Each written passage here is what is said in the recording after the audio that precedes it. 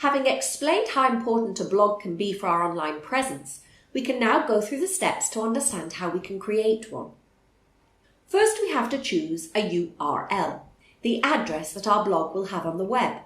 First, we must emphasize that formats such as mycompany.blogspot.com URLs should be avoided.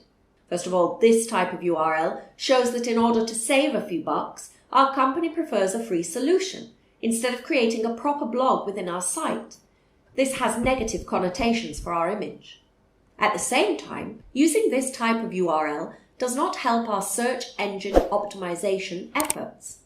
As we have already stressed, we want to indicate to Google that our site has valuable content. So creating a blog on Blogspot or a similar service does not show this.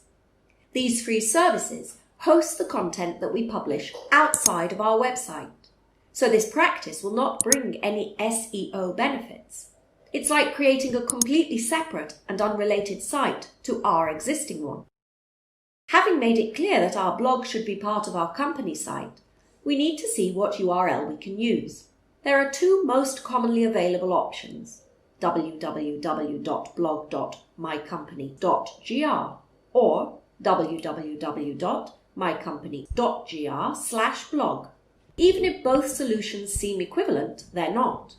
Search engines treat all subdomains, i.e. of the form www.subdomain.mycompany.gr, such as www.blog.mycompany.gr, as different and completely distinct from the www.mycompany.gr domain.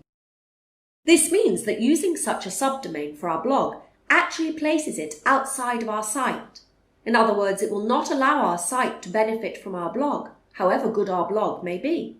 For these reasons, it's much better to choose a URL of the form www.mycompany.gr/blog. This way, we ensure that Google will consider this as part of our site and therefore will rank us higher in the search results.